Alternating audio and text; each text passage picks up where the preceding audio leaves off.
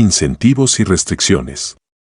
El gobierno es, sin lugar a dudas, inseparable de la política, especialmente en un país democrático, por lo que se debe hacer una distinción entre lo que un gobierno puede hacer para que las cosas funcionen mejor que bajo el libre mercado y lo que en realidad es probable que consiga hacer bajo la influencia de incentivos y restricciones políticas. La distinción entre lo que el gobierno puede hacer y lo que es más probable que haga se puede perder cuando pensamos en el gobierno como un simple agente de la sociedad o incluso como un actor ético. En realidad, tanto los individuos como las agencias pertenecientes a un gobierno nacional tienen sus propios incentivos, intereses y planes, a los que se suelen ceñir con mucha más frecuencia de lo que hacen cuando están guiados únicamente por el interés público o la política fijada por los líderes políticos. Incluso en un estado totalitario como la Unión Soviética, las diversas agencias y departamentos del gobierno tenían diferentes intereses, independientemente de las desventajas que estos podían provocar en la economía o la sociedad. Por ejemplo, las industrias de diferentes ministerios solían evitar depender unas de otras para el abastecimiento de equipos y suministros, y a ser posible no lo hacían nunca. Por esto, una empresa ubicada en Vladivostok podía reclamar los equipos o suministros que necesitaba de otra empresa, bajo el mismo ministerio, ubicada en Minsk, a miles de kilómetros de distancia, en lugar de obtenerlos de una tercera ubicada cerca de Vladivostok, pero que estaba bajo el control de otro ministerio. De ahí que los materiales se enviaran hacia el este a través de las sobrecargadas líneas de tren soviéticas, mientras que los mismos materiales también estaban siendo enviados hacia el oeste por parte de otra empresa, bajo otro ministerio, y utilizando las mismas líneas férreas. Este cruce de envíos, innecesario desde el punto de vista económico, era una de las muchas asignaciones ineficientes de recursos escasos producto de la realidad política de un gobierno que no podía ser un monolito, incluso en una sociedad totalitaria. En las sociedades democráticas, donde un sinfín de grupos de interés tiene libertad para organizarse e influenciar las diferentes agencias y ramas del gobierno, existen incluso menos razones para esperar que el gobierno entero siga una política coherente, y mucho menos la política de un gobierno ideal que representaría el interés público. En Estados Unidos, algunas agencias gubernamentales han tratado de restringir el consumo de tabaco mientras que otras han estado subvencionando su producción. El senador Daniel Patrick Moynihan se refirió alguna vez a los principados en guerra, como es denominado el gobierno federal. Bajo un gobierno electo popularmente, los incentivos políticos son hacer lo que es popular, a pesar de sus posibles consecuencias negativas, o hacer algo tan popular como sea posible. Un ejemplo, que se acepta de forma unánime, sobre lo que es una mala política, lo encontramos en 1971, cuando la administración del presidente Nixon estableció los primeros controles sobre los precios y los salarios en Estados Unidos en tiempos de paz. Entre las personas presentes en la reunión donde se tomó esta trascendental decisión estaba el economista internacionalmente reconocido Arthur F. Burns, quien se opuso enérgicamente a estas medidas y fue ignorado. Las otras personas presentes tampoco eran analfabetos en economía. El mismo presidente se había resistido a la idea de imponer controles de precios y salarios, y la había rechazado públicamente 11 días antes de cambiar radicalmente de opinión y aceptarla.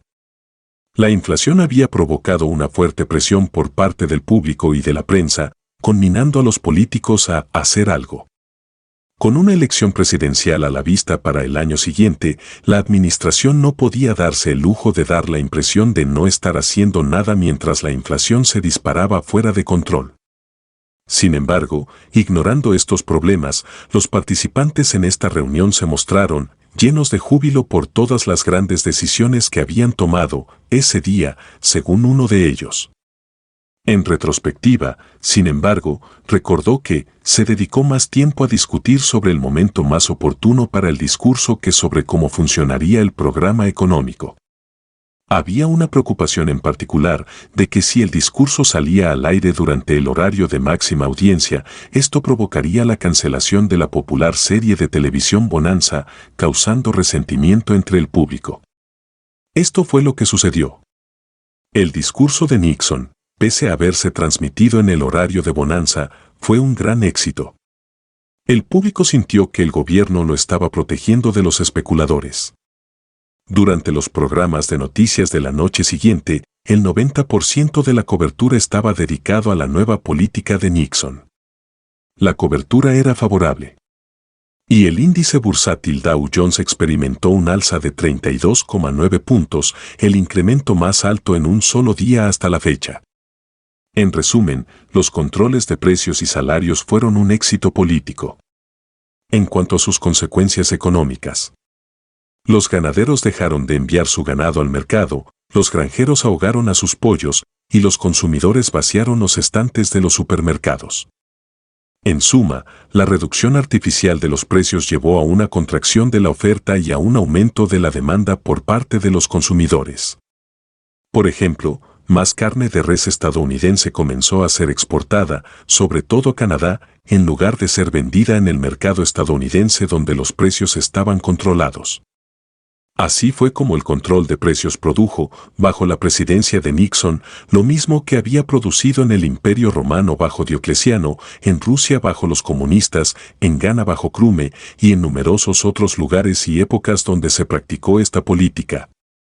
Y esta no fue la única medida gubernamental de orden estrictamente político, si atendemos a la forma en que se concibió. El veterano asesor económico Herbert Stein observó que, 25 años después de la reunión sostenida por la administración Nixon en la que él mismo estaba presente, la incapacidad de mirar hacia el futuro es extremadamente común en el diseño de diversas políticas. Otra forma de decir lo mismo es que el horizonte temporal en la política tiende a ser mucho más corto que el horizonte temporal en la economía. Antes de que todos los efectos negativos del control de precios y de salarios se hicieran patentes, Nixon fue reelegido con una victoria abrumadora en las urnas. No existe un factor de valor actual que obligue a los políticos a tomar decisiones en las que se tengan en cuenta las posibles consecuencias a largo plazo. Uno de los campos importantes que es olvidado, a causa de las políticas cortoplacistas, es el de la educación. Como un autor escribió en la India, nadie se preocupa por la educación porque los resultados tardan mucho en conocerse. Esto no es algo exclusivo de la India. Dado que una reforma educativa en profundidad es difícil y al mismo tiempo tardaría años en ofrecer resultados en forma de una población adulta mejor educada, es más conveniente desde el punto de vista político, para los funcionarios electos, demostrar una mayor preocupación por la educación votando por aumentar el gasto del dinero de los contribuyentes en ella, incluso si eso solo lleva a una incompetencia más cara en edificios más suntuosos. Las limitaciones dentro de las que funcionan las políticas de gobierno son tan importantes como los incentivos. Así como el imperio de la ley es importante y beneficioso, lo que esto también implica es que muchos problemas deben ser tratados de forma categórica y no de forma progresiva, como sucede en una economía de mercado. La aplicación de leyes categóricas evita que los enormes poderes del gobierno sean aplicados a la discreción o antojo de un funcionario cualquiera, lo que invitaría tanto a la corrupción como a la opresión arbitraria. Debido a que hay muchas cosas que requieren ajustes progresivos y discrecionales, como se observó en el capítulo 4, las leyes categóricas pueden ser difíciles de aplicar y pueden producir efectos contraproducentes. Por ejemplo, si bien la prevención de la contaminación del aire y del agua es reconocida ampliamente como una función legítima del gobierno, que puede obtener resultados más económicamente eficientes en este aspecto que el libre mercado, implementar esta prevención a través de leyes categóricas puede crear problemas graves. Pese al atractivo político de frases categóricas como agua pura y aire puro, en realidad ese tipo de cosas no existen, nunca han existido y tal vez nunca existan. Más aún, existe una utilidad decreciente cuando se eliminan las impurezas del aire o del agua. Un estudio sobre los reglamentos sobre riesgos ambientales citó a un exadministrador de la Agencia de Protección Ambiental diciendo: un exadministrador de la EPA definió el problema sucintamente cuando resaltó que se puede eliminar el 95% del material tóxico de lugares de desecho en unos cuantos meses, pero tratar de eliminar la última parte llevaría años. Eliminar el último 5% puede involucrar opciones tecnológicas limitadas, altos costes, dedicación de una cantidad considerable de recursos de la agencia, honorarios legales altos y debates interminables. Reducir las cantidades de impurezas realmente peligrosas del agua y el aire puede llevarse a cabo con unos costes que, la mayoría de las personas estarían de acuerdo, son bastante razonables. Pero, a medida que el gobierno determina niveles más y más altos de pureza para eliminar rastros cada vez más minúsculos o peligros cada vez más remotos o cuestionables, los costes se vuelven desproporcionados en relación con los beneficios. Incluso si eliminar el 98% de una impureza específica cuesta el doble que eliminar el 97% y eliminar el 99% cuesta 10 veces más, el atractivo político de frases categóricas como agua pura puede ser tan potente cuando el agua ya está depurada al 99% como cuando estaba peligrosamente contaminada. Esto fue demostrado en la década de 1970. El Consejo de Asesores Económicos argumentó que hacer que los riachuelos de la nación sean un 99% puros, en lugar de un 98%, tendría un coste que excedería en gran medida sus beneficios, pero el Congreso se mostró impasible. En función de qué clase de impureza sea, los rastros minúsculos pueden no representar un peligro serio. Pero es poco probable que las controversias políticas sobre las impurezas en el agua se resuelvan científicamente cuando las pasiones pueden ser incitadas en nombre de un agua pura que no existe. Independientemente de lo pura que resulte al final el agua, alguien siempre puede pedir que sea más pura aún. Y, a menos que el público entienda las implicaciones lógicas y económicas de lo que se está diciendo, esa demanda puede ser políticamente irresistible, ya que ningún funcionario del gobierno quiere ser conocido como un detractor del agua pura, al nivel que sea. Ni siquiera está comprobado que reducir cantidades extremadamente pequeñas de sustancias que son peligrosas pueda menguar algún riesgo en lo absoluto. Incluso se ha demostrado que el arsénico en el agua, en cantidades extremadamente minúsculas, tiene beneficios para la salud. Un viejo refrán dice, la dosis hace el veneno. Estudios similares han encontrado que esto se aplica a muchas otras sustancias, incluyendo la sacarina y el alcohol. Incluso cuando se ha descubierto que altas dosis de sacarina han aumentado la incidencia de cáncer en ratas de laboratorio, dosis muy pequeñas parecen reducir la incidencia de este mismo cáncer. Aunque un consumo elevado de alcohol reduce la expectativa de vida de una persona, muy modestas cantidades de alcohol, como una copa de vino o cerveza al día, pueden reducir enfermedades mortales como la hipertensión. Si una sustancia en particular tiene una cantidad límite que debe alcanzar antes de volverse peligrosa, esto mismo cuestiona si el hecho de gastar grandes cantidades de dinero para tratar de eliminar esa última fracción del 1% del aire o el agua, necesariamente va a hacer la vida del público más segura, incluso en una mínima medida. ¿Qué político quiere ser conocido como alguien que puso trabas para eliminar el arsénico del agua? El mismo principio se aplica a muchos otros contextos donde rastros minúsculos de impurezas pueden llevar a grandes batallas políticas y legales y provocar el gasto de millones de dólares de los contribuyentes con muy pocos o ningún efecto en la salud y la seguridad de la población. Por ejemplo, una reñida batalla legal se extendió durante una década debido a las impurezas en un vertedero de desechos tóxicos en New Hampshire, en el que estos desechos se encontraban tan diluidos que los niños podrían haber comido un poco de la tierra del lugar durante 70 días a lo largo de un año sin sufrir ningún daño significativo, si hubiese habido niños viviendo o jugando en la zona, lo cual ni siquiera era el caso. Tras gastar $9 millones, el nivel de impureza se redujo hasta el punto en que los niños podrían haber comido la tierra del lugar sin peligro alguno durante 245 días al año. Además, sin hacer absolutamente nada, ambas partes del juicio estuvieron de acuerdo en que la mitad de las impurezas volátiles se evaporarían para el año 2000. Aún así, peligros hipotéticos para niños hipotéticos mantuvo vivo el problema y el gasto de dinero. En el caso de la seguridad ambiental, al igual que con otros casos de seguridad, ciertas medidas de seguridad en determinadas áreas crean peligros en otras. California, por ejemplo, requería que toda la gasolina vendida en el estado tuviese un cierto tipo de aditivo para reducir la contaminación producida por los tubos de escape de los coches.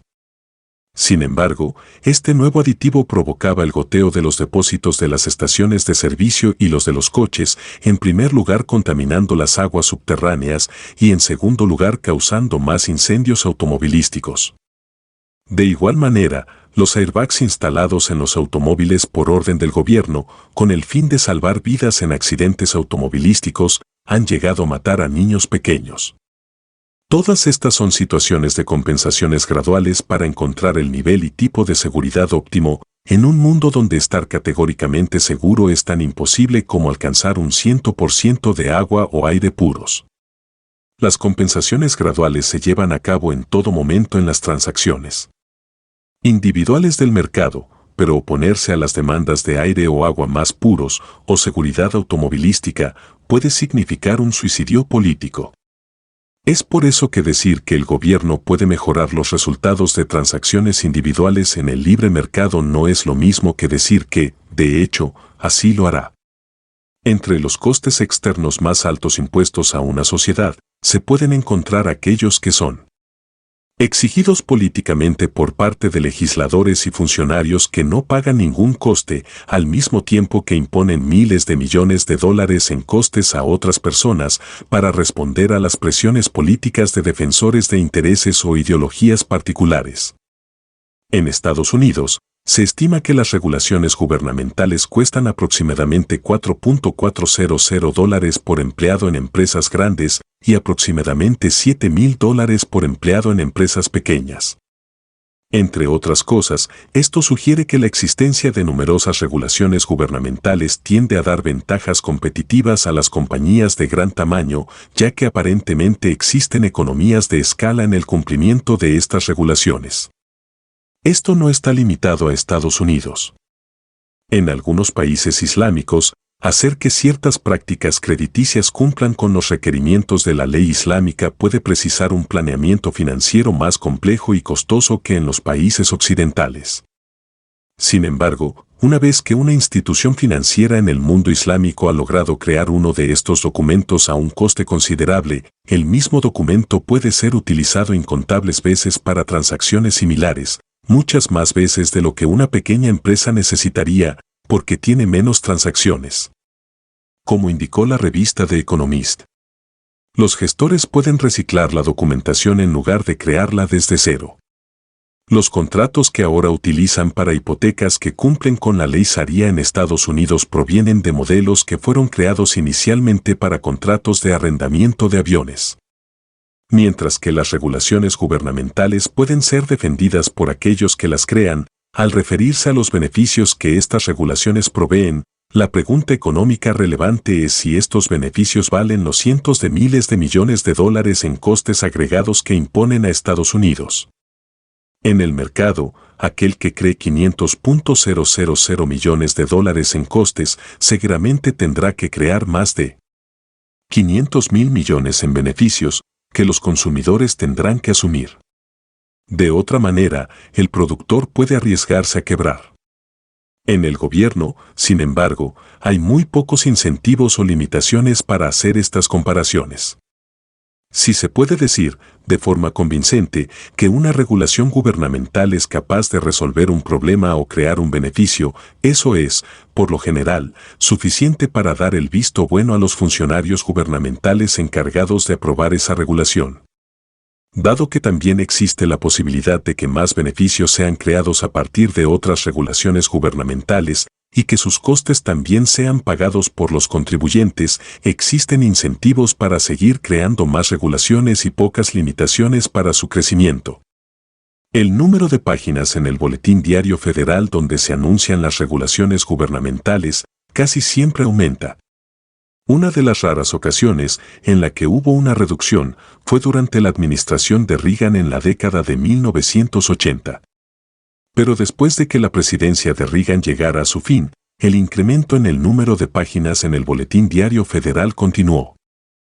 Así como debemos distinguir claramente entre los objetivos de una política determinada y las consecuencias de la misma, De igual manera debemos tener en cuenta que existe una clara diferencia entre el propósito con el que una ley es creada y los propósitos para los que esa ley puede ser usada. Por ejemplo, Franklin D. Roosevelt sacó a Estados Unidos del patrón oro en 1933 utilizando determinados poderes presidenciales creados por leyes aprobadas durante la Primera Guerra Mundial para evitar el comercio con naciones enemigas. Aunque esa guerra había terminado hacía más de 12 años y Estados Unidos ya no tenía naciones enemigas, esos poderes aún podían ser usados para propósitos totalmente distintos. Los poderes no expiran cuando la crisis que los creó finaliza. Tampoco la derogación de leyes antiguas se encuentra entre la lista de prioridades de los legisladores. Y es mucho menos probable que las instituciones decidan cerrarse a sí mismas cuando las circunstancias que las crearon ya no existan. Cuando pensamos en las funciones del gobierno, muchas veces presuponemos que es mejor que ciertas actividades sean llevadas a cabo por él, en lugar de por instituciones no gubernamentales, simplemente porque así es como estas actividades se ha hecho en el pasado. El servicio de correo es un ejemplo claro. Aún así, cuando la India permitió a las empresas privadas ofrecer servicios de correo, la cantidad de correspondencia transportada por el servicio gubernamental cayó de 16.000 millones de piezas en 1999 a menos de 8.000 millones en 2005. La India también ha estado entre los muchos países que tuvieron empresas telefónicas estatales, pero, después de que este sector también fuese abierto a empresas privadas, estas compañías elevaron la calidad del servicio y redujeron las tarifas en todos los aspectos, desde llamadas de larga distancia a servicios de telefonía móvil y conexiones de Internet, según The Wall Street Journal. Tampoco se debe dar por sentado que ciertos poderes o actividades específicas le pertenecen necesariamente al gobierno porque así ha sido en el pasado.